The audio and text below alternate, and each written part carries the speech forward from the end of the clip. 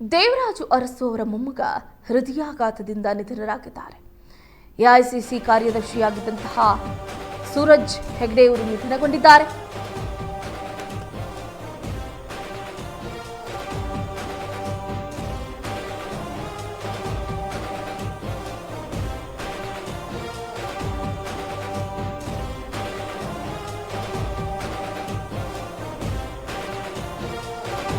AICC ಕಾರ್ಯದರ್ಶಿ ಹಾಗೆ ರಾಜ್ಯ ಗ್ಯಾರಂಟಿ ಯೋಜನೆಗಳ ಅನುಷ್ಠಾನ ಸಮಿತಿಯ ರಾಜ್ಯ ಉಪಾಧ್ಯಕ್ಷರಾಗಿದ್ದಂತಹ ಹಿರಿಯ ಕಾಂಗ್ರೆಸ್ನ ನಾಯಕ ಸೂರಜ್ ಹೆಗ್ಡೆ ಕೇವಲ 50ನೇ ವರ್ಷಕ್ಕೆ ಹೃದಯಾಘಾತದಿಂದ ಸಾವನ್ನಪ್ಪಿದ್ದಾರೆ. ನಿನ್ನೆ ತಡರಾತ್ರಿ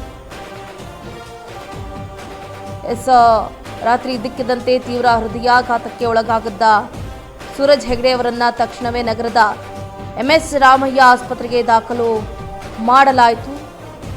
ಚಿಕಿತ್ಸೆ ಫಲಕಾರಿಯಾಗದೆ ದೇವರಾಜು ಅರಸು ಅವರ ಮೊಮ್ಮಗ ಸಾವನ್ನಪ್ಪಿದ್ದಾರೆ. ರಾಜ್ಯ ಗ್ಯಾರಂಟಿ ಅನುಷ್ಠಾನ ಸಮಿತಿ ಅಧ್ಯಕ್ಷ ಕೂಡ ಆಗಿದ್ರು. ತಮಿಳುನಾಡು ಮತ್ತು ಪುದುಚೇರಿ ಕಾಂಗ್ರೆಸ್ನ ಉಸ್ತುವಾರಿ ಕೂಡ ಆಗಿದ್ರು ಸೂರಜ್ ಹೆಗ್ಡೆ ಅವರು. ಆದರೆ ಇವತ್ತು ನೋಡಿ ನಮ್ಮನ್ನೆಲ್ಲರನ್ನ ಆಗಲಿದ್ದಾರೆ. ಕೇವಲ 50 ವರ್ಷಕ್ಕೇನೆ ನಿಧನರಾಗಿದ್ದಾರೆ ಸೂರಜ್ ಹೆಗ್ಡೆ.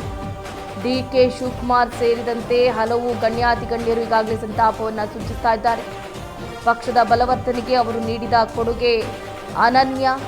ಸಕ್ರಿಯ ನಾಯಕನ ಈ ಒಂದು ಅಕಾಲಿಕ ಮರಣವನ್ನ ನಾವು ನಿಜಕ್ಕೂ ಕೂಡ ಒಪ್ಪೋದಿಲ್ಲ.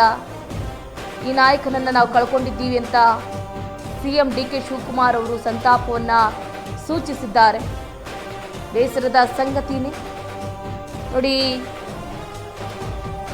ಎಐಸಿಸಿ ಕಾರ್ಯದರ್ಶಿ ಸೂರಜ್ ಹೆಗ್ಡೆ ಹೃದಯಾಘಾತದಿಂದ ಸಾವನ್ನಪ್ಪಿದ್ದಾರೆ.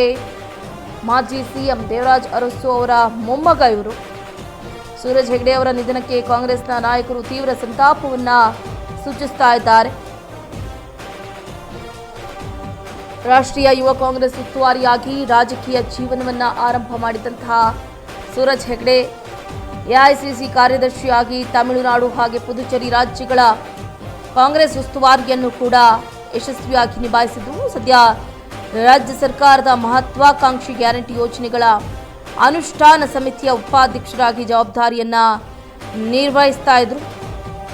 ಇದೀಗ ಗಣ್ಯರ ಸಂತಾಪ ಕೂಡ ಗಮನಿಸಬಹುದು. ಸೂರಜ್ ಹೆಗ್ಡೆ ಅವರ ಅಕಾಲಿಕ ನಿಧನಕ್ಕೆ ಮುಖ್ಯಮಂತ್ರಿ DK ಶಿವಕುಮಾರ್ ಅವರು, ಮಾಜಿ CM ಸಿದ್ದರಾಮಯ್ಯನವರು, ಎಐಸಿಸಿ ರಾಜ್ಯ ಉಸ್ತುವಾರಿ ರಣದೀಪ್ ಸಿಂಗ್ ಸುರ್ಜೇವಾಲಾ ಅವರು ಹಾಗೆ ಹಲವು ಗಣ್ಯಾತಿಗಣ್ಯರು ತೀವ್ರ ಆಘಾತ ಮತ್ತು ಸಂತಾಪವನ್ನ ವ್ಯಕ್ತಪಡಿಸ್ತಾ ಇದ್ದಾರೆ.